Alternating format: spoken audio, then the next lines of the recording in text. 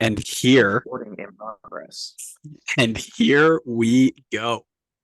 What is up, everybody? Welcome back to episode 135 of the Designated Players Podcast. We're in season 4. It's episode 2. And we're here talking about silly season, baby. The best time of year every year. Better than Christmas, better than New Year's, better than anything I can imagine. Who doesn't love a good bit of silly season? Connor, how you doing, bud? Is it better than Red Bull winning MLS Cup? When it happens, we'll reevaluate. So call me in November. I don't think I'll ever call you again then. Oh man. What was your question? Lots of team. I don't I remember. was asking how you doing. Oh, I'm doing good. I'm doing better now that I got that little jab into. Oh man. Well, we call this a silly season episode. We do it before every season. Very simple. We're gonna go through each and every team, who's in and who's out. We're gonna talk about what they still need, who they're rumored to have. We are currently recording this just a few days before February kicks off, so the season's still about a month away. But we're going to talk about where we're at in silly season and where we're moving to. And then we're going to give a grade. At the very end of it, we're going to talk about the 3 best and the 3 worst transfer windows so far as of January 29th, 2023. It's simple. It's easy. That's the way we do things. But before we do any of that, as we always do, Connor, what do you got? I am bringing out one of my new ones. It's not my favorite. I'm pretty sure you have this one too, but it's a new one, so I'm going to bust it out.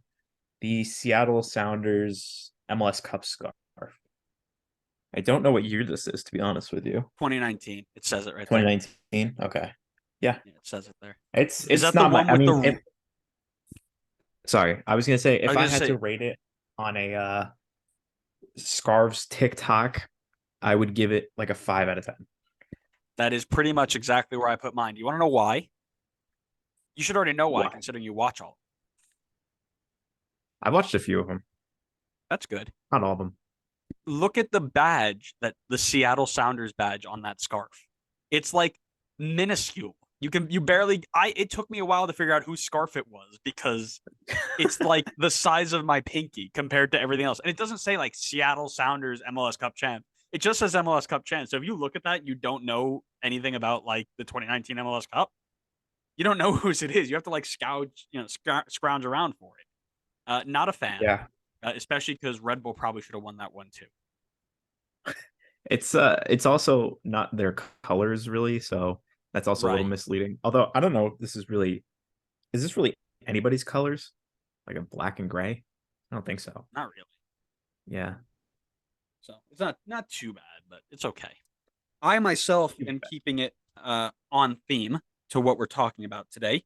Um, I'll let you guess later if this scarf relates to top 3 or bottom 3. Is it upside down? It might be. No, it's not. No, you're right set up. Yep, we're going up north with Vancouver. I actually like this scarf. I'm not a big fan of the double layered text. Like I have the RSL one that looks the same way, and I'm not a huge fan of it, but I do like the alternating badge, like just turned in different directions on the back. I think it's pretty neat. Um, so let's see. Let's see. Shall we start? Shall we get into it? Yeah. All right. Who do you think we are starting off with? There's no hints for the first one. There's no hints with the first one. You're killing me. Um, San Jose. No, good effort though. It is the future 2023 MLS Cup champions, the New York Red Bulls. I think I smell some warm balls. I wish. First of all, pause. Second of all, You know what the second of reference all, is. I do, but most people don't. So pause.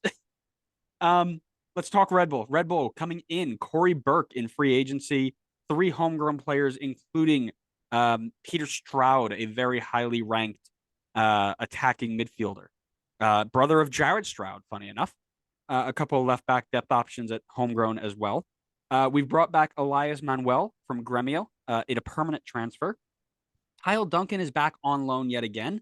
And as of yesterday, it is almost official that Dante Van Zier, the Belgian striker from Union, is officially a New York Red Bull player. I believe the announcement just needs to be made.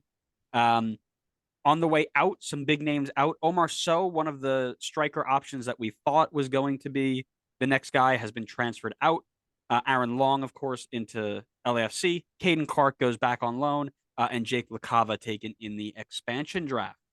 Um, Other news that just broke today, this morning. Patrick Klimala, the $6 million man out of Celtic from 2 years ago, looks to be on his way to Israel. Again, another one that just needs pen to paper signing, but looks like the designated player experiment once again has failed. That is now what, three of our last four designated players that have just swing and miss. I didn't even realize Kumalo was considered a designated player for you guys. Oh, he was. What would you say they still need in terms of movement? I would say, what are your thoughts on like Curtis Afori? Because I'm looking at left back right now with the assumption that Tolkien's probably on his way out. I would say wouldn't be shocking to see at the end of this year.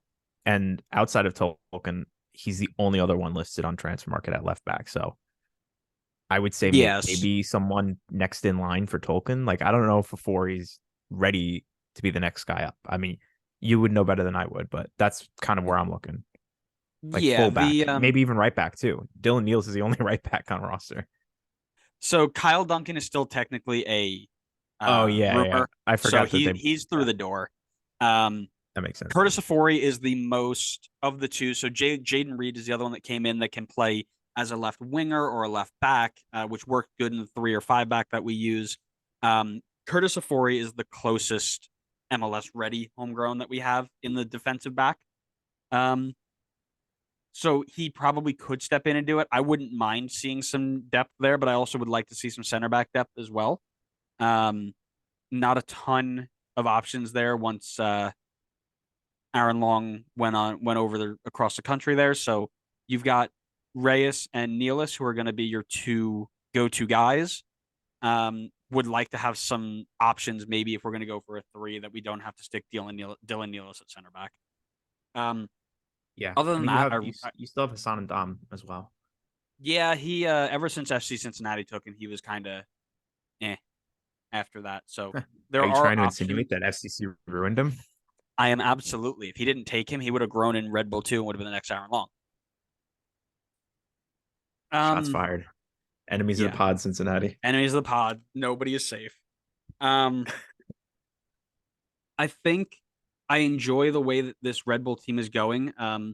All the way up to re-signing or contract extensions, right? I mean, you see Lewis Morgan gets a contract extension, which is the first time in a while I've seen a top player from Red Bull not just allowed to walk out the door. I mean, Dax McCarty, Bradley Wright Phillips, Luis Robles, Sasha Question. I mean, the list goes on of all the players that we have just let walk out the door who were kind of the bigger pieces of our team.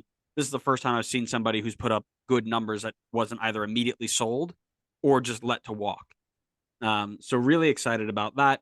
Um, the signing of Dante Vanzier is massive. I think this is the type of striker that we need.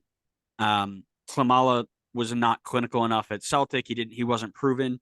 I'm going to call him DV. Makes it easy. DV was 10 goals in 20 games in Belgium. He was Union's top scorer, and I think he was top 5 in the Golden Boot race in Belgium this year. It's See, when you were exciting. saying Union before, I thought you were talking about Union Berlin. No, it's Union San something. Um, but all the reports say just Union. That's how they're known there. Okay. The outside back quality, again, adding Duncan is good. Afori, I think, is going to be ready for that step up.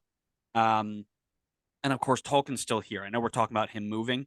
I would really be surprised if they move him mid-season if he doesn't leave before the season. So if he's still here on day one, I do believe he'll be here till the end of the year. Mhm. Because that's just kind of the Red Bull way. They will let him go to, they'll make their under the table handshake, book transaction for John Tolkien to Leipzig at the end of the year. They don't care. And outside of that, I think, I think the team has another year under their belt, which is important. They had kind of just thrown a bunch of pieces together last year and did really well for what they were expected to do. So I think with the extra year with Struber at the helm, the additions they brought in, I'm excited for this team. Yeah. Did you want to go through like each of the new players that they're bringing in? Um, Not necessarily. I think what we can do is just talk about the biggest one that we're excited for. Like I said, for me, it's DV from Union. I think Dante is going to be a really great addition for us. Yeah, I Do you mean, have somebody different? I would say probably that would be the biggest get for you guys. I really like the signing with Corey Burke as well, but I would say DV is definitely like the bigger, more high profile one for you guys. Yeah, I mean, the other thing that we never had was impact subs off the bench for like 3 years. We were relying on Tom Barlow to step in and do work, and it just didn't work that way. Um, so now we've got somebody that was his role on a very, very good Philly team. So I think that's a good addition there that gives us another piece when we're trying to press really high.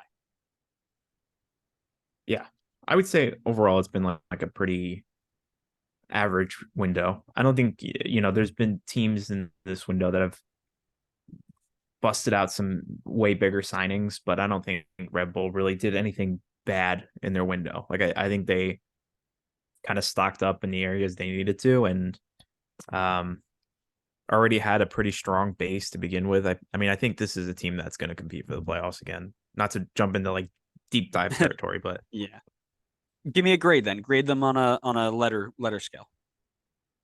so what I've been doing in the background is not to spoil for people that don't know, but we have like grades for every single transfer in, and I've been calculating my average grade based on what I've put in the PowerPoint. You're such a nerd. Red Bull, I shut up. Red Bull averaged a B minus for me, which I feel like is pretty fair. Like probably a slightly above average window. Yeah, I have them at You a know B. what? I will say though that grade doesn't take into account DV. We didn't add DV to the PowerPoint, so I still think Yeah, 'cause he's B not minus is technically probably announced fair for yet. me. Yeah, I've got him at a B plus once Dante gets across the line. I think, like I said, I think they hit all the important pieces that they needed to, um, without losing a ton. I mean, they lost Aaron Long, but the core is there. You've got all your center mids are coming back, which is our deepest position. Tolkien's still here. Lewis Morgan is signed on. I think it's a B plus for me. And if they can get a center back or two that can add some real quality, it goes higher from there. Yeah, I think that's probably pretty fair. I would say anywhere in like the B range is probably a pretty fair grade. All righty. Let's move on then. Who's next? Is it LAFC? No, no, no. We're going straight to enemy of the pod territory. It's Ooh, which FC one though? Cincinnati, friends. It's FC Cincinnati. Talk a little bit about some of their players in. Biggest signing for them is U22 midfielder from Independiente, Marco Angulo. They've got a Generation Adidas player in Joey Akpuno, Isaiah Foster, two homegrown signings, and Malik Pinto. So really one big impact signing and a little bit of depth. And they have lost a lot of really, um, I won't say important names because they're players from the bad teams. So Tyler Blackett's gone, Jeff Cameron's gone, Alan Cruz is gone, Zico Bailey's gone, which I was kind of shocked to see. Ronald Matarita over to Ukraine now, falling upwards. Ben Mines had his option decline, and Calvin Harris was traded. To me, what I think they need a TAM level center back, slide into a starting spot. Then they need to get some people behind them in that center back spot to get them some depth.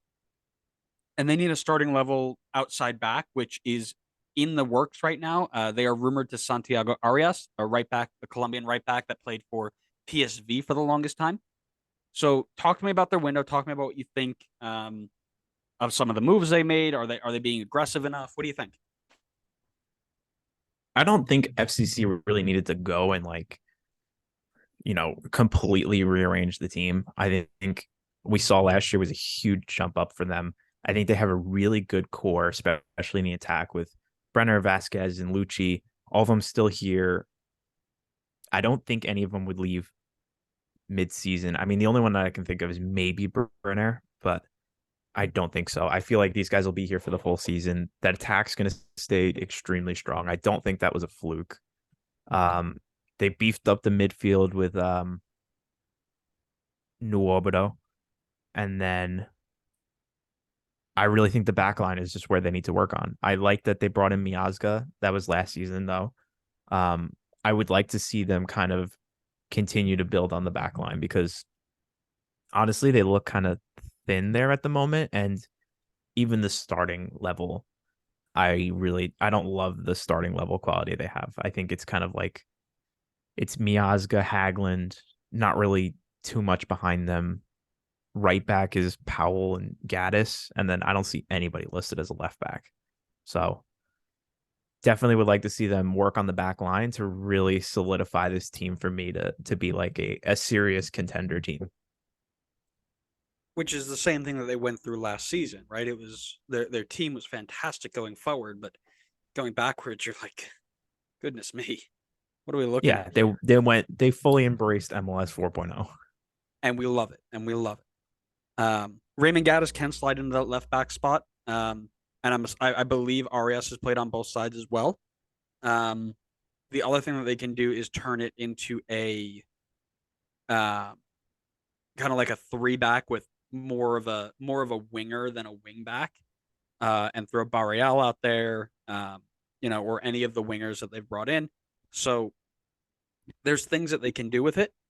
Just it feels again like you mentioned is the same thing that they did last year. They're gonna ride their attacking lineup and hope for the best in the back.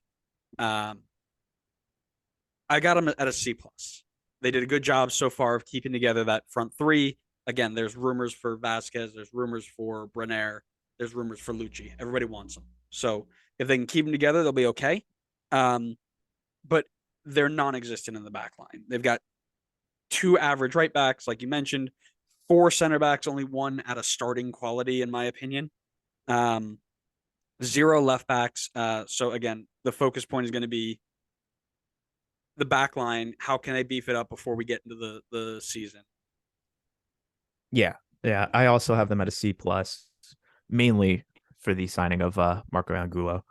But yeah, I think they needed to, and they still could. Obviously, the window's not over, but I really wish they put more emphasis on looking into the defense. But I still think everything in front of the defense is looking really good for them.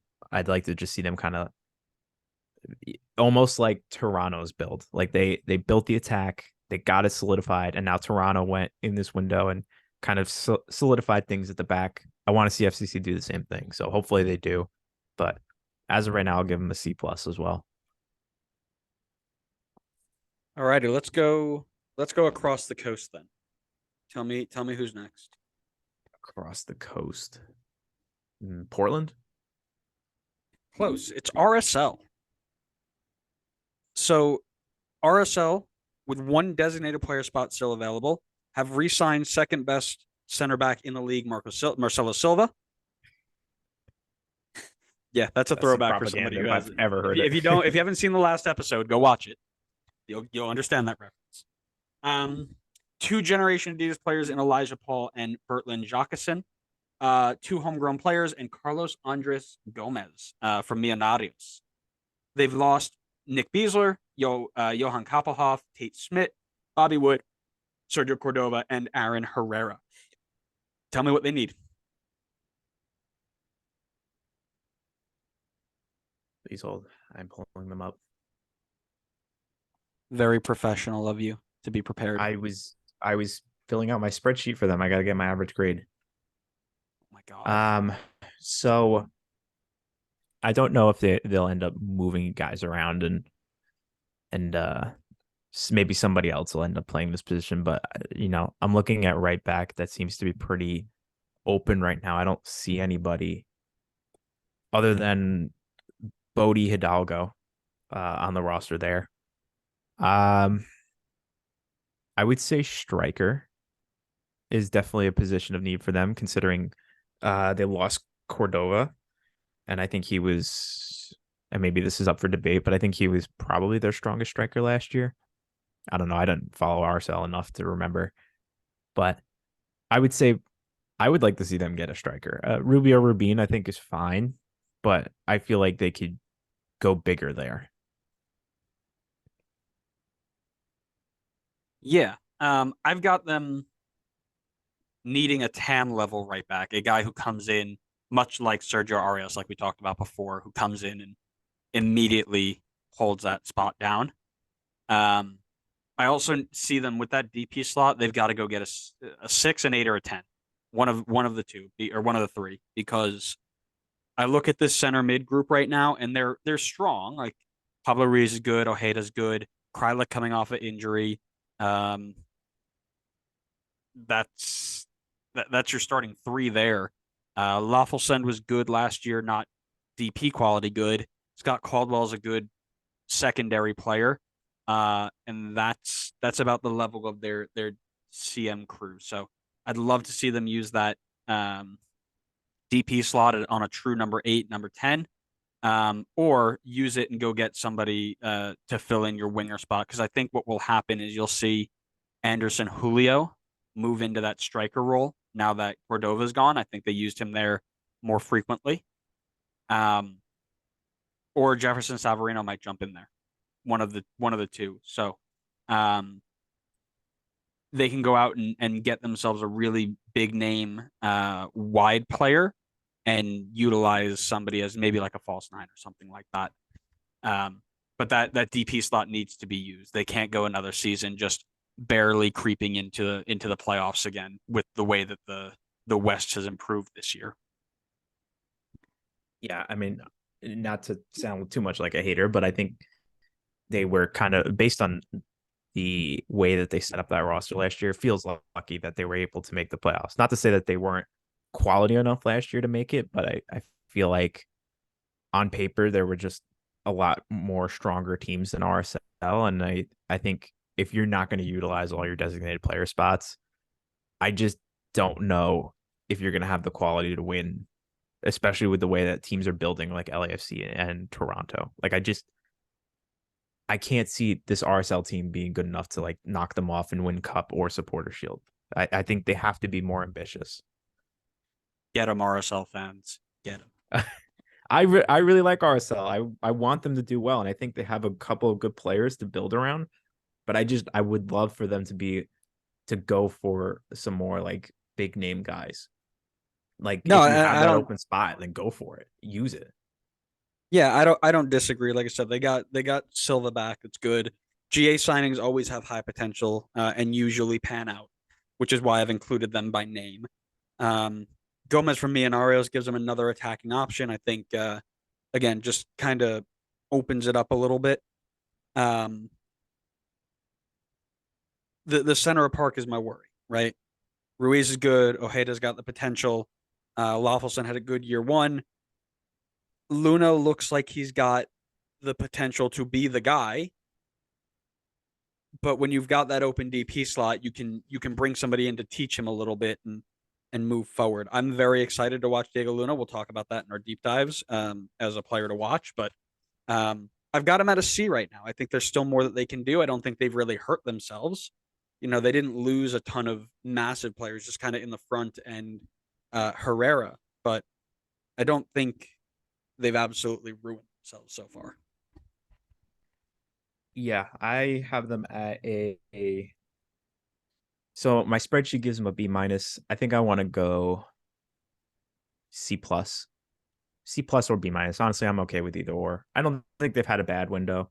I just again I kind of wish that they had a little I wish there was a little bit more splash in their signings, but That's not really the RSL way, so I can't say that I'm too surprised, to be honest.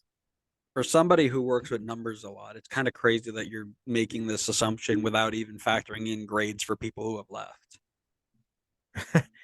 I know. Kind of like a skewed metric, you know? It is. It's a little bit of a skewed metric. I kind of just have to wing it and go off vibes on that case. Wow, very professional of you.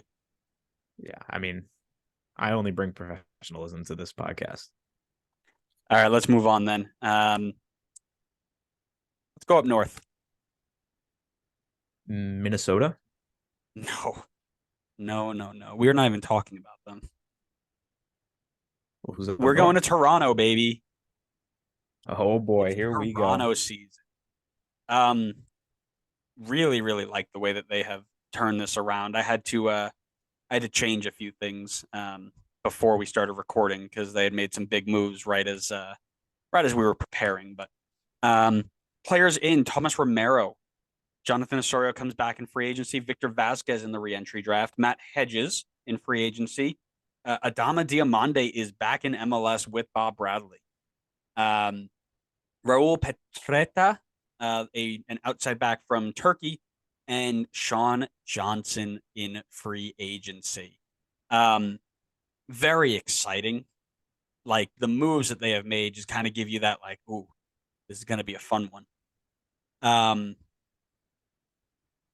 What do they need? To me, center back. They need one more starting center back or at least center back depth. I think Hedges is a great addition. McNaughton, I think, is ready for a good year, but I think you need one more just in case he isn't. Shane O'Neill is a great center back for. Luke Singh is young and has a little bit of potential, but he wasn't great last year. Again, maybe that's the team, maybe that's the group, whatever. I do think they need one more there. They got their TAM left back, so that goes away. Their center mid is empty.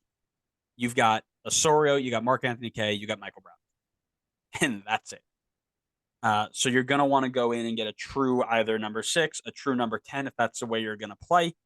Sorry, you've also got Victor Vasquez. My bad. Victor Vasquez is not playing any more than 60 or 1,200 minutes this season, by the way. So you definitely need more center mid depth. I like their striker options. I've been reading a lot about Jesus Jimenez not being the guy. I like him a lot. Obviously, the front three is going to look very good.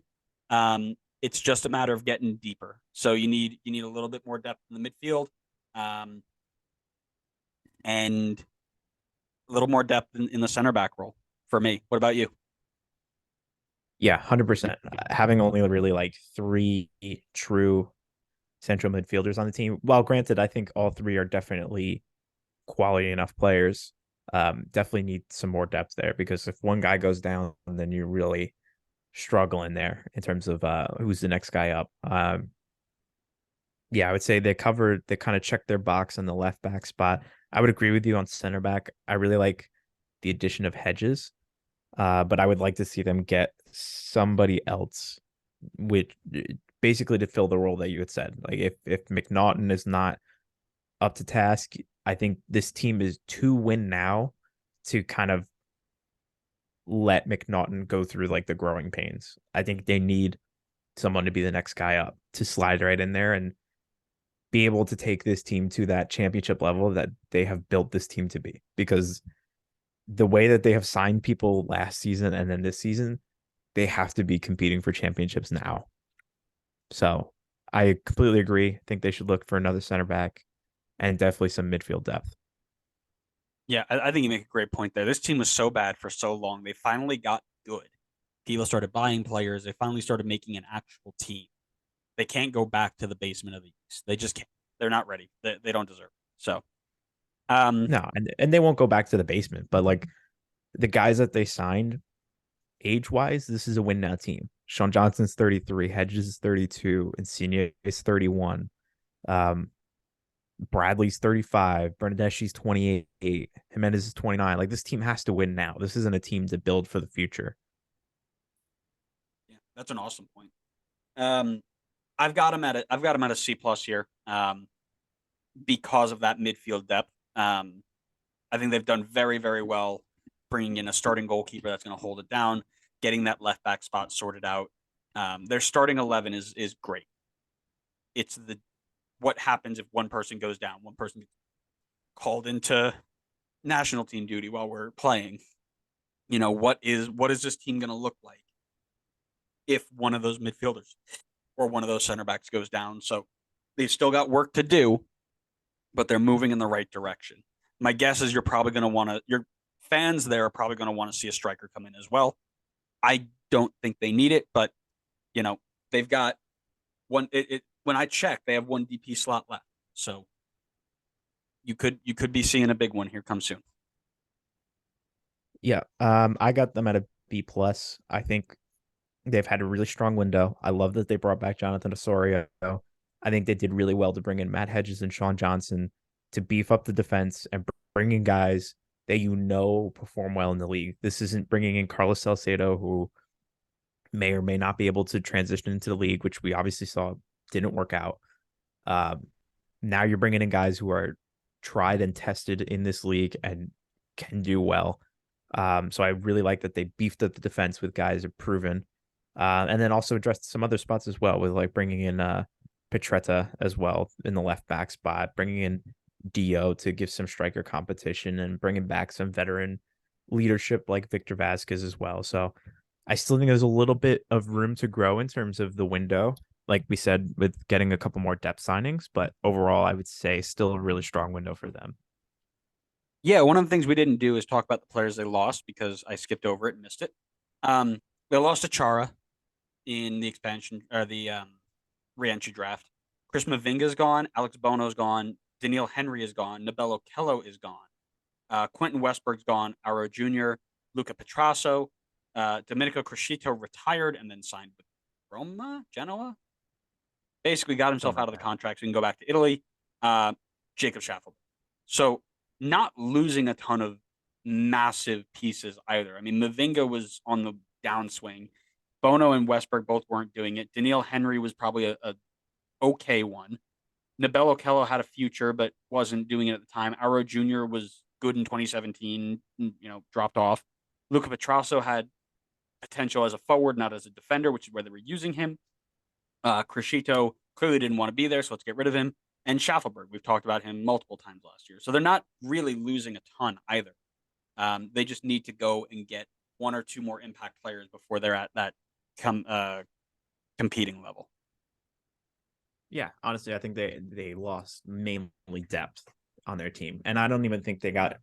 I don't think they lost anybody that was like too major to like their plan, or like I'm trying to think of the right word, like their, I guess plan is the right way I would Yeah, their say it. vision. I get it. Yeah. Yeah, vision. That's a good way. Yeah. All right, let's move on then. Let's go down south. Down south, are we looking at Austin? No, we're looking at Orlando. Silly. Um, Close enough. another team that has turned over everybody. I believe that they are now going somewhere between 14 players in and 12 players out. So some bigger names in there. Luca Petrasso is in, as we mentioned from TFC. He's gone. Felipe in free agency. Mauricio Pereira's re-signed. Generation Adidas. Shakur Mohammed, excuse me. Rafael Santos from Cruzeiro. Martin Ojeda from Godoy Cruz. Pedro Gallese was re-signed. And Ramiro Enrique from Banfield. On the way out, Junior Urso had his contract terminated. Tesho Akindele retired. Jean Matinho went over to Spezia. Alexander Pato, Benji Michel, Benji Michel both had their options dropped. Alexander Alvarado was transferred out. Andreas Pereira traded. Ruan traded. Mulroney transferred out. Talk to me about what they need. Oh, actually, before you do that, let me talk about some rumors that there are. This is one of the first teams that we have that are rumored to other players. Dagor Dan Thor Hallison, a center mid, an Icelandic center mid, is in the rumor mill. Andreas Colorado, a Colombian defensive midfielder, and Mateo Baricia, a Uruguayan attacking midfielder, all under 26 years old, are in the rumor mill to also be part of Orlando's future. What else do they need? I still think they need some help at left back. They obviously brought in Luca Petrasso, but that's really all they have right now with the loss of Matinho. And then I'd like to see them build a little bit more on their center mid depth because on roster right now it looks like they got Araujo, they got Cartagena, and Felipe Martins, and that's about it. So it's kind of it reminds me a little bit of Toronto, and that they've really only got three midfielders right now. So I'd like to see them build a little bit on that depth. I think the starting 11 is definitely super strong. So I don't think they need to go and get someone that's starting level necessarily, in my opinion. But I would like to see them kind of fill in the last couple of pieces to the puzzle for them. Yeah. I agree with you. I think left back depth, center mid depth are two big things. Like I said, the rumors of those three players, both all of them are central midfielders, so that's a good address. It looks like they're gonna go with the Kyle Smith Luca Petrasso combo at left back. Doesn't fill me with a ton of confidence, but you do you, fam. I also Hmm. think striker depth would be a nice thing to have. You've got a very, very good starting 11, as you just mentioned, and that front five of Cara, Torres, Ojeda, Pereira, and whoever else they want to put up there is going to cause a ton of problems. But if one of those goes down, who's next?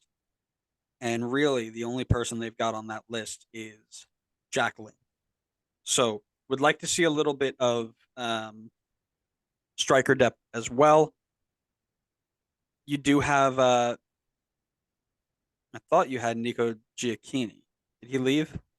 He's at St. Louis now. Yes, he is. That's right. He was taking the expansion draft. Um, so yeah, like I said, the it's all depth. You're totally right. I've got him at a B minus right now. They did lose a lot of players, but they've brought in equal or greater value players. Um, and it's really about how they're going to mix in with Champions League now. They're a Champions League team. They won Open Cup. So how are they going to handle all of those games?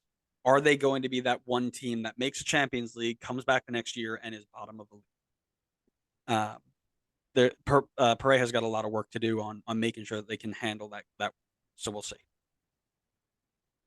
Yep, I've got him at a B minus as well. Basically, the exact same reasons. There, I think there's going to be a lot of games for them this season. It's going to be really important for them to build on the depth, and I think there's still some pieces that they have to fill in if they're gonna, or either that, or they're gonna have to just pick and choose which competitions they want to focus on. Yep, 100%. All right, let's move on then. Let's go right next door. Right next door, so that must be Miami. Atlanta. Wow, well, that's not exactly In right next door, is it? It's close enough. Quiet. In the door, DEJ7 in free agency. Quentin Westberg on a free transfer. Tyler Wolf was recalled from loan. Amar Sajic was re-signed, and Clement Diop in free agency as well, while losing Bryce Washington, Alex DeJean, Ronaldo Cisneros, Rocos Rios Novo, who is now in USL, George Campbell, Emerson Hyman, Alan Franco, Marcelino Moreno, Don Dwyer, and Josef Martinez. This team is interesting. Again, very much like a lot of teams that we're talking about so far, is they've got a really good-ish starting 11 outside of one glaring issue. There's no number 9. This is a team that's got 0 striker options right now.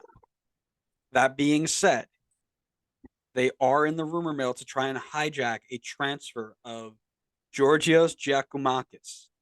He is a striker at Celtic who is currently trying to move to, I believe, Japan, if I remember correctly. Um, Yep, I can't remember the team name, but they're it was trying to like get him. Uruwara Red Yeah, Dragons or something like Red that. Dragons. I thought it was Red Dragons. I wasn't sure.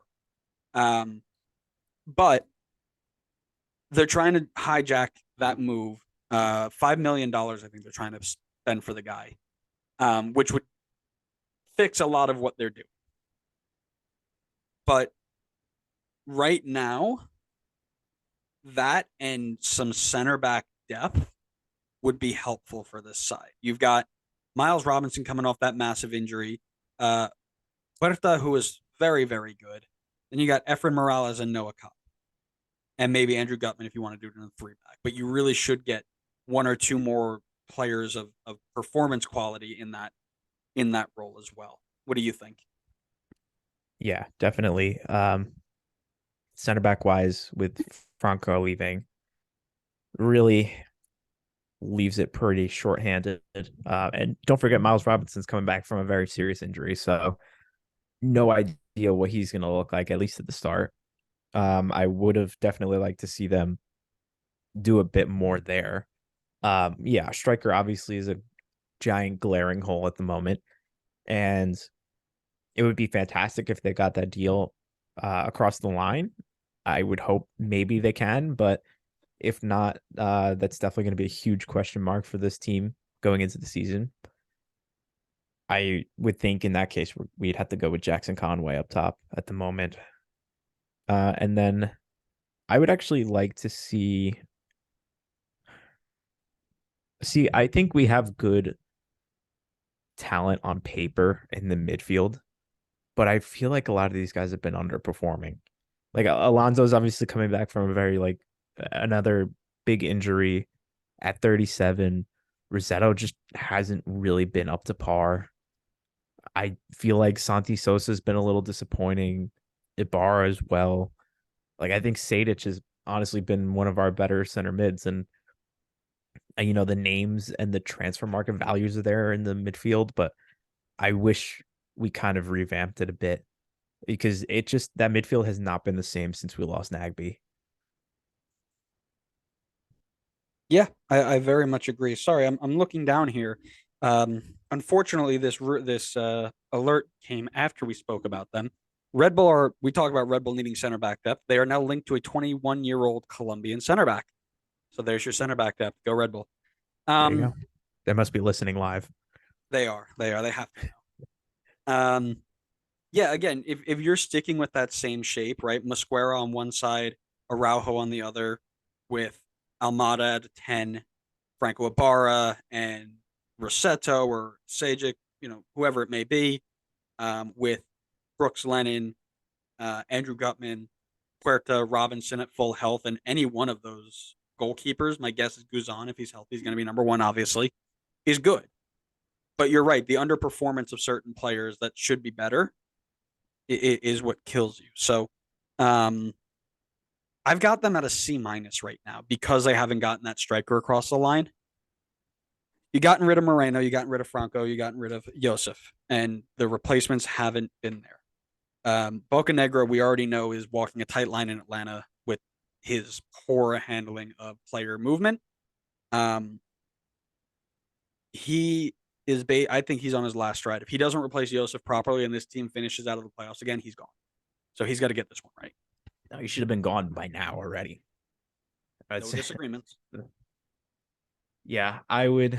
So my spreadsheet gives them a B minus. I don't agree with that. I think that's being heavily carried by the signing of a DJ, but I would give it a C.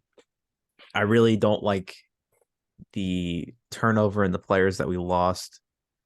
I think there were bits of Cisneros that showed last season. I would have liked to have seen maybe if we could have got something out of that. Sucks to see Josef leave the way he did. It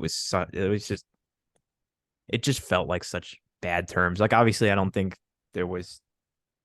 No, I mean I'll say. I mean, it just feels like it was bad terms to leave on. Like this was the face of the team since it almost started basically, and I feel like the exit was so underwhelming. I don't like that we lost Franco, especially with how little center back depth we had. So and I don't think they've replaced very well. To be honest, I think C might even be generous. I really have not been happy with this window much. I mean, we signed two goalkeepers to back up Brad Guzan, and everybody has. I mean, if you consider those three, they have a combined age of over 100. Like it's insane. I don't understand the direction that this team is going or what the plan is, if there even is a plan. Yeah, I don't know. Yeah, I think the biggest name in that list obviously is Georgios if he can get in.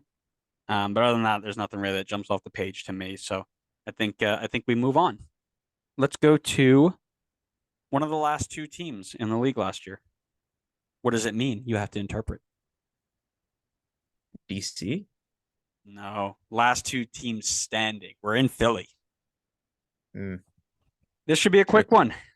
In Andres Pereira, Joe Bendick re-signed, Damian Lowe, and Joaquin Torres.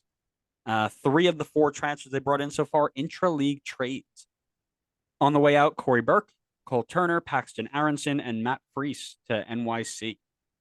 To me, the only thing that they really need to keep, or what they need, is to keep all the players that are rumored to leave. Because if this is what they've brought in, and then all of a sudden, Mbaizo, Wagner, Flock, all those guys just bounce, this team's going to be hurt. But I don't think they really need to go in and get anybody. I like the signing of Damian Lowe. I think gives you a bit more MLS experience in your center back depth. You've got two fantastic ones starting, and you lost Stuart Finley, so you needed to have somebody who could step in. I think Damian Lowe did very well with Miami last year.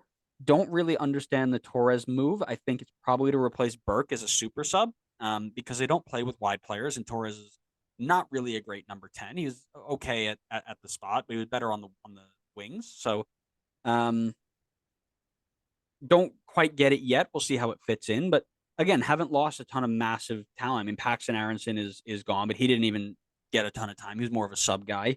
Matt Freese was their third string goalkeeper. Cole Turner got minutes off the bench. Corey Burke got minutes off the bench. So do they really need to get much more? No, they just need to not lose.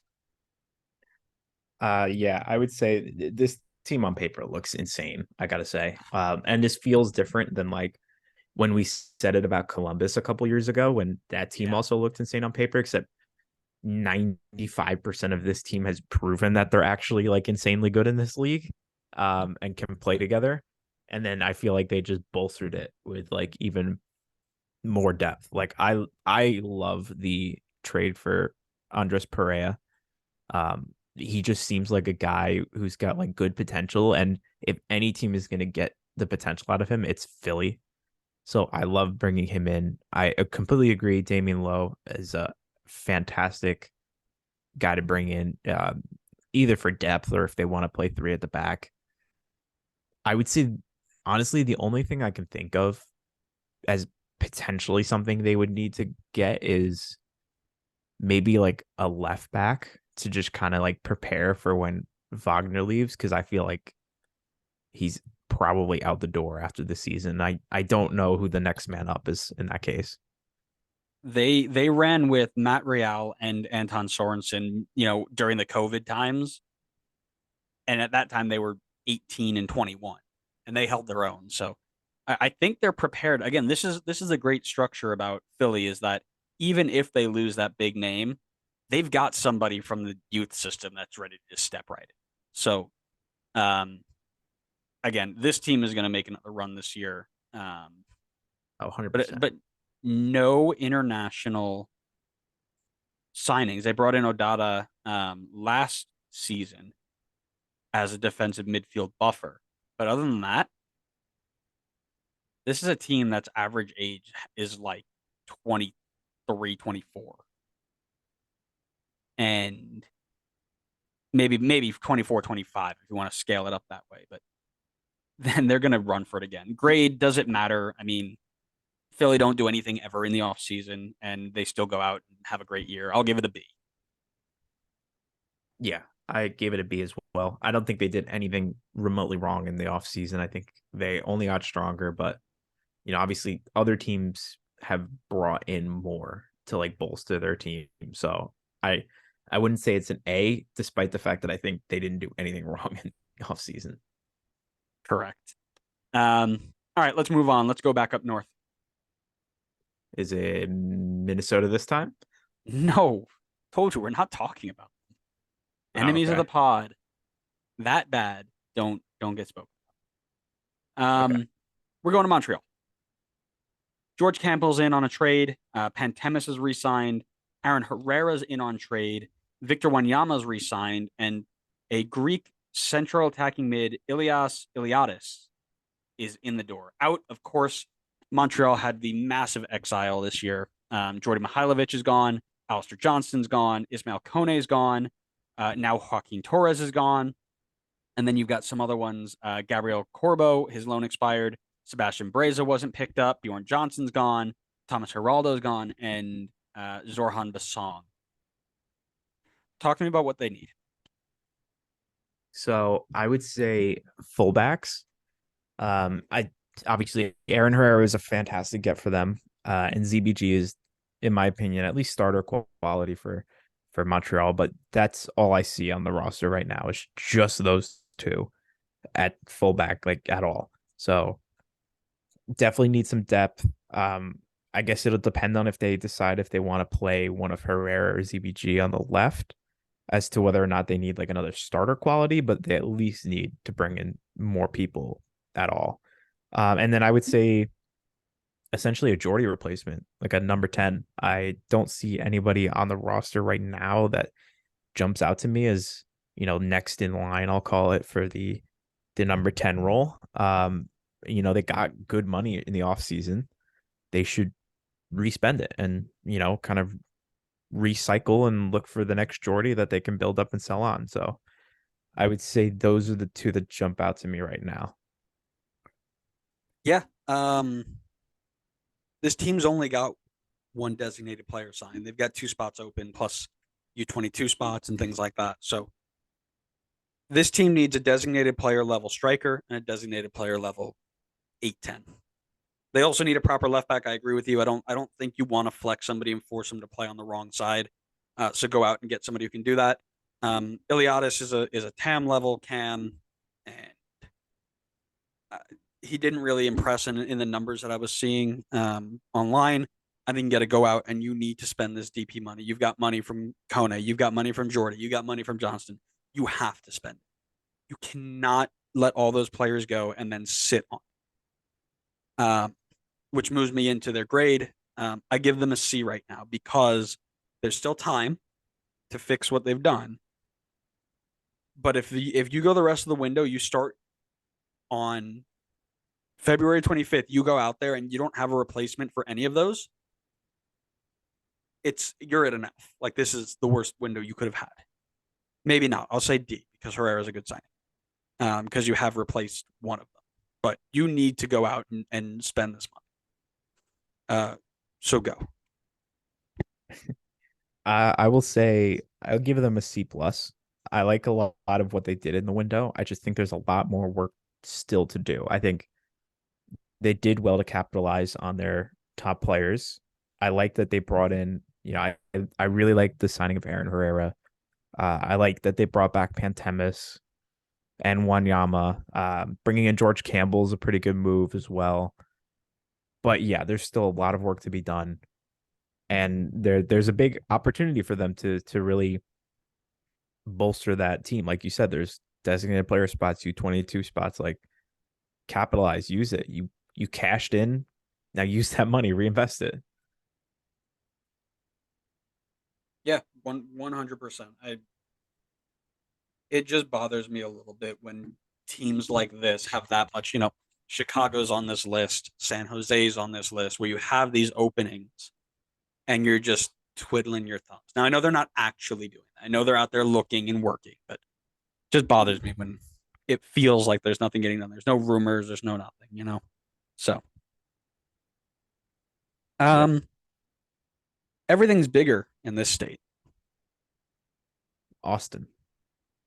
Dallas.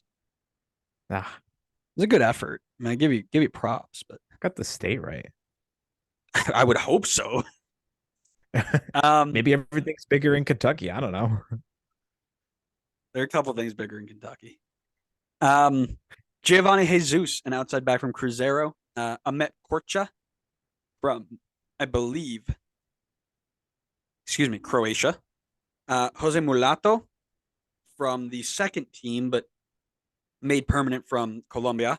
Sebastian Ibiaga in free agency and a couple of homegrowns that, while I'm not going to put their names. They probably will play 3 to 4 milliseconds for FC Dallas and then get sold to Bayern. So out the door, Lucas Bartlett, their first round pick from last year, Khalil El Medkar, former UK player, funny enough. Matt Hedges, of course, in free agency, Nanu, the right back, Thomas Roberts, Quinones, all of those guys had their options declined. And then Franco Jara was dropped, meaning that they've got an open DP slot. To me, they're one starting center back away from being very, very good again. Without Hedges, that's a massive hole to fill. And it's one of those you kind of look at and you're like, what do we do now? Because he's been there for so long, right? Ibiaga's good as a stopgap. Nkosi Tafari from Long Island, fun enough, played against him. He has grown well and has shown pretty good minutes. But really, do you have somebody who can step in right away and be that number 2 guy? Ibiaga is probably going to be that guy for now, but you're looking at 3 center backs on roster. I mean, that's tough. So you got to go find that. And then striker depth with Franco Jara now gone, you're looking at just Jesus Ferreira as a striker. So go out and take that DP money and go get yourself another DP striker. Yeah, I think you nailed it right on the head. Absolutely. I think they need to replace Hedges. I don't think they've done that so far. They need that other starting level center back to go play with Martinez. And then definitely need somebody to back up Jesus Ferreira this season. Give them some options at the striker spot because their attack is so good. I would definitely like to see them. Oh, you know what? I did forget. I saw they're bringing in Jose Mulatto, who should be coming in as striker for them. So he was taken in as a 19-year-old from Deportivo Cali and sent directly to the second. He lit it up in the second. So they signed him to on a permanent deal to the Dallas first team. But again, we've seen people who have done very, very well at the second team level. Hello, Tom Barlow. How are you? And then come to MLS and not do so well. True. So you always want to have somebody else. And again, with a designated player slot open, why not? Do you need a designated player striker though? I mean, you have Jesus Ferreira, who's way more than capable. I mean, he's one of the best strikers in the league. Where else would you like to see it spent? I'm not usually a big fan of using it in this way, but maybe center back right now. I mean, if that's the last spot you need and you have an open designated player spot, why not use it, bring him in, and then if you need to free it up later, buy it down. Yeah, I don't disagree. I think that more people should be using that money to sign center backs at high levels, right? We see it all the time as attacking players, but you win championships with backlines, with defense, right? So you need to go find those players and at the TAM level, it's diamond in the rough. But if you can go convince somebody to go be a defender at a designated player slot, that's the way to do it. So, what do you give them? Give me a grade. I would say they're like a C+ for me. I don't think that they've really done anything too bad, but I don't think they've really done a ton to like make their team a ton better. Not that they needed it that much, but I would like to see them still replace Matt Hedges. But I do think that they brought in some guys to kind of bolster some depth in some certain areas. So I would say C+ for them. Nice. I've got them at a B-, but a low B-, kind of the same deal for you. You've got some replacements for Hedges in Korcha, who is a center back from Croatia, so he might slide into that starting spot again. I was not super impressed with the numbers that I saw there, Um, in the last 12 months, I think he had like 6 or 7 games played. Ibiaga was a third choice center back, um, always. So I think you want to find one more at the starting quality to shore that up. Mulatto, I think he's going to do well, but I just do think you're a little thin there. So I've got him at a low B minus. Fair enough. Alrighty. How about? Oh, everything's bigger in this state. Is it Houston? It's Austin. Oh, come on. The one time I don't guess Austin, I was like, I can't guess Austin again. Oh, that's awesome. I love it. Lots of players in for Austin this window. Sofane Jafal from DC United, Ocampo Chavez from Seattle on waivers. Hector Jimenez was re-signed. Giassi Zardes at out of free agency. Excuse me. Backup goalkeeper Matt Bersano, Leo Vaisanen, a center back that was a $1.95 million transfer fee. Adam Lundqvist at $500,000 GAM, a Generation Adidas CJ Fordry, and Captain Amro Tarek back in MLS with the boys. Didn't come back to Red Bull, unfortunately, but in the league. On his way out, Jared Stroud traded to St. Louis, Danny Hosen, Felipe Martins, Andrew Tarbell, all had their options declined. Washington Corozo had his loan expired and not renewed. Ruben Gabrielson was transferred out, and Thomas Pochettino was transferred out as well. So, to me, this team looks like it is one of the most complete rosters in the league. They maybe need a little bit more right back, but if they need to, they can flex one of their left backs over there. But other than that, I don't see a hole in this team at all. I was gonna probably say the same thing. I think this is a super well-rounded team. Honestly, I think one of the areas of concern was center back. You know how they're gonna replace Gabrielson, and I think they did a great job with Vasainen. I think that was a great replacement, like for like, slide right in there at center back with Cascante. Um, yeah, I would say somebody to back up Nick Lima at right back is probably the only thing I can think of just looking at this roster. But like you said, maybe they can flex one of their left backs out there as a backup. Yeah, I mean, you know, just kind of crazy that they went from expansion 2 years ago to one of the deepest and well-rounded teams in the league. Yeah, and not to mention that they were not good in their first year. No, they were not, but you could tell there was an idea there. Like Josh Wolf had an idea. So Yeah, they built this team so well. yeah, so this team is going to be dirty. I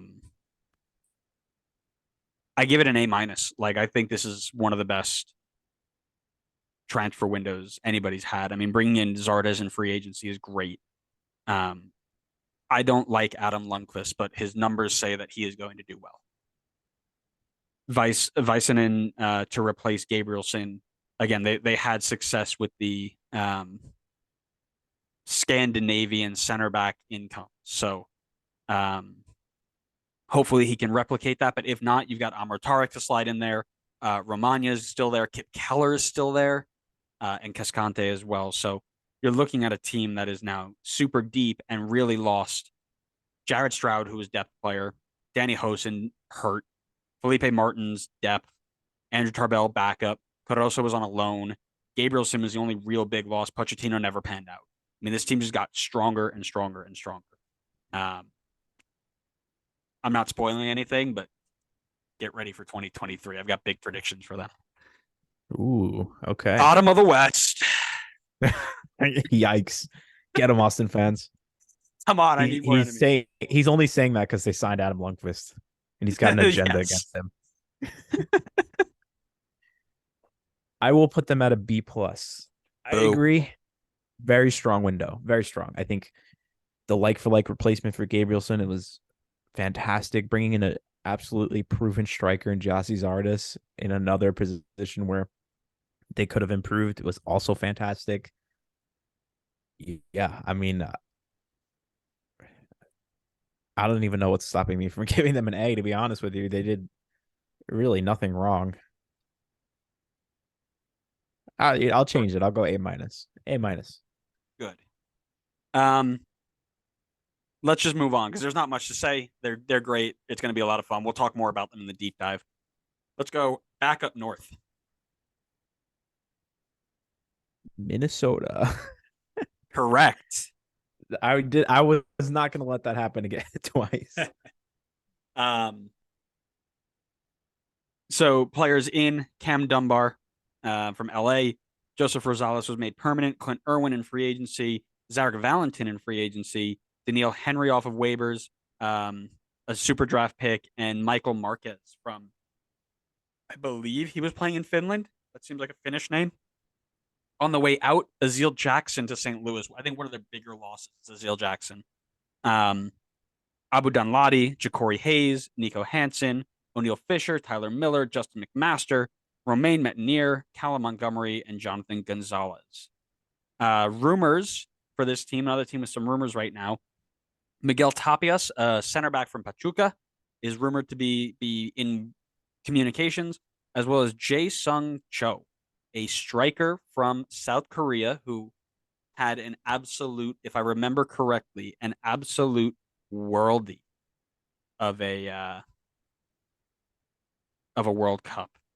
I believe he scored. Yes, he scored the brace in the 2-3 game against Ghana for South Korea. He he's got 16 goals, 6 assists in 3,000 Korean League minutes. Tons of people are interested in him, but if they can get it over the line, I think that's a massive move. But tell me what else they need.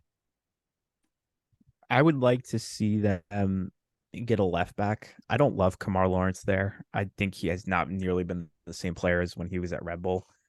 And I would like to I'm cutting you. see. I'm cutting you off. You're off the pod. Nobody speaks poorly about Kamar Lawrence on my podcast. Get off. Listen, I complimented his RBNY days. Now he's with an enemy of the pod. So Okay, fair. Go on. Continue. um and then I don't exactly know how Minnesota lines up, but if they play with wingers, they could definitely use some more wingers here. Really, the only starting quality player I see is Francopane, but then otherwise it's just Cameron Dunbar and Patrick Weah. So if they don't play with wingers, then obviously that doesn't really matter. But if they are planning to play with wingers, or if they want the ability to, oh yeah, they have Robin Lod as well. Then I think that they should look to build a little bit more depth on the wings. Yeah, for me, first off, they need to apologize. They need to apologize to the pod.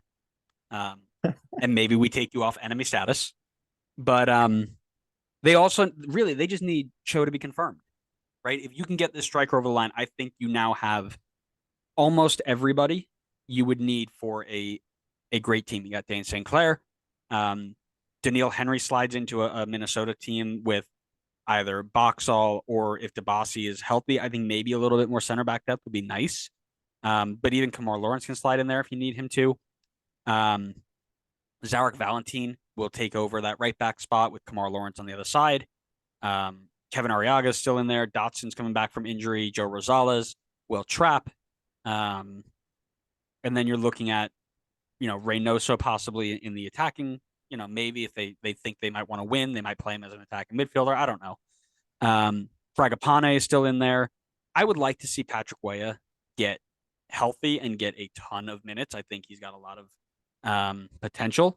But really, it's Luis Amaria who did well, but you need a second option because when he goes cold, Long Wane didn't do it. So if you can get Cho across the line and get Tapias in as another center back, I think it's a pretty good team. They will still finish bottom of the West, but I think they're pretty good. I wish they had a little bit of younger options at center back. They have very aging center backs. Mm-hmm. 33, 29, 32, 34. I know they did bring in Marquez, but I'm not overly in love with that move either. Yeah, I'm not sure how he transitions in right now because I've seen him kind of flexed both as a right back and a center back, if I remember correctly. So not quite sure where they see him right now. My guess is center back depth, but again, where does he fit in? 21 years old, playing in the Swedish league, Swedish second division, excuse me. Um, and I know all of our listeners will look at this and say, well, he's a second division Swedish player, which means he's the best player in MLS because Eurosnobism. Don't think that translates very well. Now, I could be wrong, but this guy looks like he might be one for the future. We'll see. Yeah, I would agree with you. Grades, very easy. This is an F, the worst transfer window of the. No, I'm just kidding. Flip it. It's a it's a C plus for me. They did lose a lot of pieces, but they were mainly depth pieces, right? Abadan Ladi, I said the second they signed him was bad decision. He didn't do anything great. Ja'Cory Hayes, couple of appearances, not too much. Nico Hansen, depth piece. O'Neal Fisher, depth piece. Tyler Miller, backup goalkeeper. Justin McMaster didn't get too much time. Metnier didn't play much at all last year, so this is not as big of a loss as it was in 2019 when he was the world's best fantasy right back. Callum Montgomery, backup goalkeeper. Backup center back, excuse me. Jonathan Gonzalez on loan. Never really was going to pan out anyway. Azil Jackson's my big loss. I really wanted to see him play for Minnesota, but I'm glad he's still in the league, and I think he will blow up with St. Louis. But we'll talk about that later. Again, decent additions coming in, improvements on everybody that's left. They just need to get Cho across the line. Yeah, I have him at a C plus also. I think it was an okay window for them. I think they probably gained just about as much as they lost. And I don't think in either direction. I don't think they gained anything that's game changing, and I don't think they lost anything that's going to completely ruin the team. So kind of middle of the pack, low C plus maybe for me. Yeah. Okay, cool. Let's move on. Let's go over to the West Coast. The Galaxy? Correct. You're 2 for 2, baby. There we go. I'm on fire. I am now trying to figure out where this transfer ban for LA Galaxy is supposed to hit. It is the 2023 secondary transfer window, which to Sounds me like the summer. is the summer, not now, which makes this window a little bit concerning for me because they've got Jurgen Klinsmann's son re-signed, Chris Mavinga, and Memo Rodriguez in free agency. And that's it. They've lost Derek Williams, Richard Sanchez, Victor Vasquez, Eric Zavaleta, Sasha Question, Kevin Cabral, and Nick Dupuis. This is not very LA Galaxy of them, which is making me think that maybe this is a secondary transfer. I don't know, but this doesn't feel great. The only rumor that I found was this guy named Isco. Relax, Isco? it's a joke. Isco, the former Real Madrid attacking midfielder, is rumored to come in, which would be, I think, a great signing, but they're just kind of dragging their feet. So, talk to me about what you think they need. What more do they need? I don't love their center back situation right now. They got Koulibaly, they've got Mavinga. Obviously, Mavinga's a veteran of the league, but it's not like he was great last season with Toronto. And then they've got Caceres, who's 35. I feel like they could have improved there.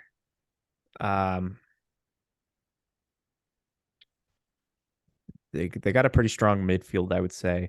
Maybe in the attacking midfield portion of it, they kind of like number 10 type of role. They have Efren Alvarez. Obviously, they're rumored for Isco, so that would kind of solve that. They've completely torched their winger project, which I think, to be honest, is a good move for them because it didn't pan out. But if they want to go back to playing with wingers again, then obviously they have to bolster that up. But I'm kind of hoping that them getting rid of their wingers means that they might play Chicharito and Joveljic together, because Dejan Joveljic deserves way more game time than he's gotten so far. 100% agree. For me, I did say that they need some depth at wide spots if they were going to go there, but that was before they had so I also didn't add the players out. That was before they sent not Cabral, who was the other one? Grand Sear. That was before they sent Grand Sear away. So let me add that really quick. Sam Grand Sear. Okay. So are they getting rid of it? Is Greg Vanney gonna Greg Vanney is not usually a 4-4-2 in, tight diamond type of guy. I think he likes his wide players, but um, again, you need to. I think to me, they need to if they're gonna abandon the wide spot thing, then you need to let Efren Alvarez cook. My dude, Ricky Puig is going to be great. Gaston Brugman's going to be great. Go with a triangle three of Gaston Brugman behind Ricky Puig and Efren Alvarez as a dual number 8-10. LA Galaxy will be unstoppable. It is going to be awesome watching those two play together if they let him. But I'm so tired of watching him just rot on the bench. If not, go send him to St. Louis so he can do something. Yeah, I can't disagree with you there. I would like Talk to see to that me. too. That'd be a really strong midfield trio. Or even if they're not going to play Alvarez and they bring in Isco, go with Isco, Puig, and Bergman in the midfield. That's pretty strong. They got Marky Delgado too. Don't forget about Marky. That's true. Yeah, I guess it's the way you want to play it, but I don't know. It just feels a little that they're letting him rot on the bench. So, give me a grade. I'm gonna give him a C. I think obviously they really didn't bring in much at all, but I'm actually kind of glad that they were willing to kind of give up on their winger project. Obviously, at the time it felt like a big commitment for them going for Cabral and Grand Sear, and they were supposed to be, bigger signings for them, and they really didn't pan out. But I'm kind of glad that they didn't force it and try and just continuously try to make it work because it was just clear it wasn't working.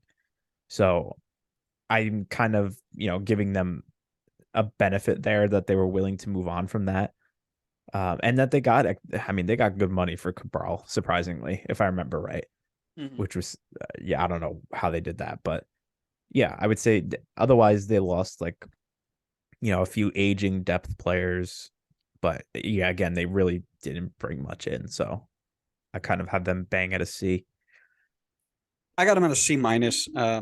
They lost their two most creative players in Vasquez and Kleshtin, which I know they weren't starters, but when you need to change a game, they were two options that were nice to have. They lost a starting center back in Derek Williams, and they lost two depth center backs in Zavaleta and Nick Dupuy. Martin Castros is not the answer to any of those problems, by the way. That dude needs to retire yesterday. I don't disagree with you. If Koulibaly or Mavinga goes down, he is not the next best guy up. You can do better. Go find a proper replacement. They're relatively deep at the center mid spots, but they do have that DP spot open from moving Cabral. So go big time. Go get one more big time LA level attacker, and you can't. LA Galaxy of all teams are not a team that are allowed to sit on an empty designated players. They have to go. They have to go find somebody. Yeah, so seriously. That's where Isco comes in. Go get him. And let's see what this team can do. You have to keep up with LAFC. They're running away from you now. It's time to spend, and you can catch them.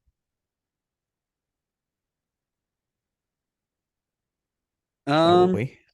Yeah, let's go up north. So, who else is up north anymore? Is it Vancouver? It is Vancouver. Don't let him cook. He's on fire. 3 for 3. We're gonna pretend those other ones never happened. Let's talk about the Vancouver Whitecaps, who give me anxiety every time I look at their roster. In the door are two homegrown players, Harifa Yao, JC Ngando, a Generation Adidas signing, and Matthias Laborda on a free transfer. Out the door, Janko Beek, Bikel. Oh, pronunciation awful. Lucas Cavallini is out. Cody Cropper, David Egbo, Jake Nerwinski, Leo Owusu, So St. Ricketts, Michael Baldissimo, Fiorian Youngworth retired, Derek Cornelius, and Chow Alexander, the biggest swing and a miss in the history of signings, is gone. As is Eric Godoy, by the way. Add another one to the pile.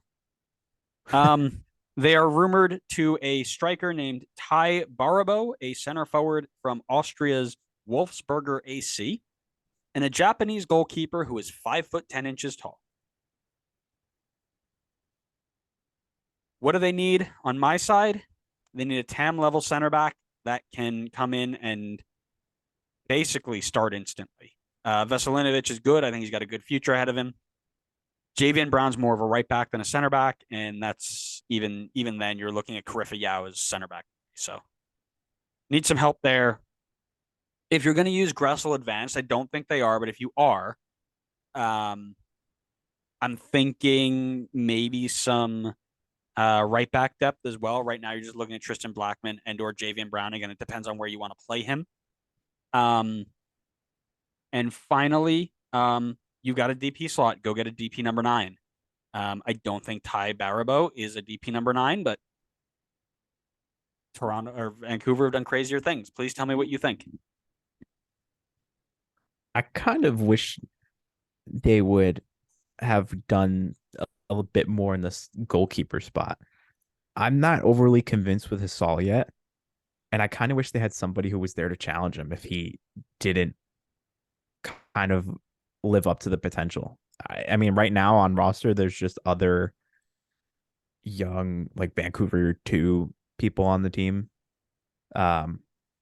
I just wish they got someone who was maybe more experienced in the league to come in and challenge for that number 1 spot. So, Hasal has to kind of perform or be benched because I don't know. I haven't been convinced. I know he had some injuries last season, if I remember right. So definitely still think he deserves a shot, but I just feel, I don't know. I'm not overly confident that he's just going to step in and fill the shoes of Crepeau. But yeah, I would also agree with you at the right back spot. I guess it depends on how they want to line up, depending on like what they're going to do. I think a 3 at the back would work well for them, and then they can play Gressel in his best spot, which would be like the right wing back spot. But yeah, I mean, I don't love the roster overall, just looking at it, to be honest with you. I feel like you can improve in many areas. But I don't think that, I don't know, I don't see an overall like glaring hole in the team. I will say I'm going to take back I won't take it back, but Ty Barabo, if they can get it across the line, would be a better signing than I thought. Israeli international, 7 appearances for Israel, 3 goals. He's got 16 appearances, 7 goals in the Austrian Bundesliga so far, 4 goals in 3 appearances in the Austrian Cup, and he has 2 goals and 4 appearances in Europa League qualifiers. So, it'd be a better signing, but it has right now a 0% chance of actually happening, according to, not a 0, but like they don't have a probability yet that it might happen. So they're looking, but I'm just going to go jump into my grade here. This grade is an F, plain and simple. This team is 4 points out of the playoff spot in 2022. They've got an open designated player slot, and they've got, as you mentioned, holes to fill in basically every position.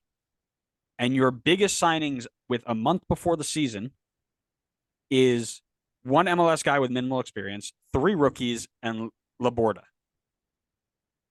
Vancouver, if they just had like an ounce of aggression in the transfer window once, 1 season of aggression in the transfer window could be good. Very good. But they sit here and every time they get a half decent player, they sell him midseason. And they just go to be obscure. It kills me every single time. If they can get the Wolfsberger guy across the line, great. I don't think the Japanese goalkeeper is going to be great. As of right now, as of the 29th of January, 2023, this transfer window isn't enough. Woo! I don't know if I'd say it's an F on my opinion. Definitely not a great one. I completely agree with you that they need to be more ambitious. They need to go and take some more shots on guys like Diber Caicedo, even if it hasn't panned out. But I feel like they are very I don't even know if I'd say they're passive. They do find good signings, but they just refuse to kind of hold on to them. Honestly, I'm surprised Ryan Gault's made it this long. For how their transfer history has been, he probably should have been out the door by now. Um, I'm gonna give it a C minus. I think this team should have improved more if they want to be competitive. I think at the moment I see this team as maybe competing to sneak into the playoffs in But a that's good not good enough. They've situation. been that way every year. I know. This league is What improving. more do you need to push into a playoff spot with an open designated player slot than just barely missing out? Like, what more needs to go off in the owner's heads? Like, oh man, maybe we should try. I don't know. And I I don't don't know. even think like bringing in Ty Barabo, like how much is that going to elevate this team? I mean, you have Brian White at striker who's proven to be a good striker for you. I don't see this as a position where you like desperately need to improve. Like I think I wish they kind of went for the winger spot. I mean, Christian Jaume has been pretty good for them, but like Diber Casado hasn't panned out really. I I don't know. I still think they have decent players on this team. I just really don't know what they're gonna do with it though. All right, we're moving on before I start yelling. Okay, yeah, let's move on. Let's go down south. Let's get warmer. Is it Miami time yet? It is Miami time. Very good. Let's go. In the door, Jake LaCava from the expansion draft, Ben Cremashi, one of the most promising homegrowns of this year's group, an Argentinian U20 international, signed as a homegrown player because, of course, he is. Nico Stefanelli from AIK, Franco Negri on a free, Josef Martinez and Leo Campagna both coming in as Higuain, Pozuelo, Breck-Shea, Indiana, Vasilev are out. Damian Lowe goes to Philly, and Emerson Rodriguez goes to Santos Laguna. Tell me what they need, friend. Defense. They need defense. They they're probably their strongest spot in the defense is probably right back. And even then, I mean, it's DeAndre Edlin and Chris McVeigh, which I don't even remember if they play McVeigh. It's right back. I feel like They will kind of this year. Okay. They need center backs, I would say for sure. I think they don't really have much on the roster right now. They have Mabika, Ryan Saylor, and Ian Frey, and that's it. Left back is well, they brought in Franco Negri, which I think is fantastic for them, but it was Kieran Gibbs and Noah Allen before that. I don't know why Kieran Gibbs is even still here. I'm shocked. Yeah, beats me. But yeah, I would say defense definitely needs some work because I like a lot of what they've done in front of the defense. So that's the biggest hole for me. Nope, I completely agree. When before Damian Lowe had left, I was on board with what they were doing, but they're definitely missing a. I said they like Mbika. I know that because he was a UK product and he would come back to Lexington when I was down there, and people were talking about him all the time, saying that he's very close to his, being the guy over there. So I think that's what that Damian Lowe move might be. They are rumored to Sergeyev Kristov, a 31-year-old Ukrainian center back from Shakhtar, and Mauricio, a 21-year-old Brazilian midfielder from Internacional. So there is a striker in the works, and he could move on over, which would solve a lot of problems, I think. But they definitely would still need one more. After that, it's just time to gel. I think they've done really, really well getting important players in important positions. That center mid looks stronger. Pizarro on his way back gives you an attacking mid option that you didn't have last year. I mean, you had with Pozuelo, but you didn't bring him back so that you could keep Pizarro. Your attackers are now very, very good with a Josef and Leo combo, and Stefanelli at 21 years old being a third option, which is great. And you still have Corentin Jean at the he's injured, but he's a striker 4. I mean, that's a good lineup there. Negri at the left back spot gives you much more security than playing Christopher McVeigh as a left back. But McVay also can slide into center back as well. So I think they just need time to gel, personally. I think they've got a lot of really good additions here. They just need time to get it together and play. Give me your grade. Yeah, I mean, I am definitely overhyping it, but I'm very high on their window. I think this team, I love the way that they've been building this team ever since they had all their whole debacle with all their designated players and signing aging players from Europe. I really like the direction they've been moving with this team. I'm very high up on their window. I give it like a B to B plus. I really like the signing of Yosef. I love that they brought back Leo Campagna. Negri was a great player to bring back in and fill a team need. Stefanelli as well is a great striker to bring into the mix. And they signed good young players as well with Kramashi and Jake LaCava. So I think this team is moving in a great direction. There's still work to be done. Obviously, I think the defense needs a lot of work still. But this is a playoff team that I feel like is continuing to move in the right direction. Yeah, I'm in the same boat. I think I had them at a B plus, and then they lost Damian Lowe, so I'll drop them to a B until they can bring somebody back in. But yeah, I really like it. They went out and they got positions of need to become real contenders. You know, this team on paper, if they can gel properly, is a home playoff game team. Kramashi is going to be one of very many. I think Inter Miami are on their way to being the next Philly, FC Dallas, Red. The academy that they have at Inter Miami right now is disgustingly good. So Kramashi is going to be great for them. I'm surprised he wasn't with the US U20s on their most recent call in, because Argentina's U20 called him in like for their World Cup. So the fact that he isn't with the US right now is kind of scary. Negri will answer their left back problems. Josef Leo is going to be a great partnership. And Pizarro coming back. I think that's something that people are not seeing as a move.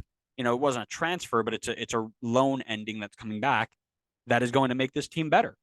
Stefanelli can go wide if they need to. I think this team's going to be fun. So I'm excited. Oh yeah, I'm all aboard the Miami hype train this season. I guess I'm filling Adam's shoes, but I'm about to say Adam's yeah. going to break himself back into the pod just to talk Miami. Yeah, 100%. Especially if they do well.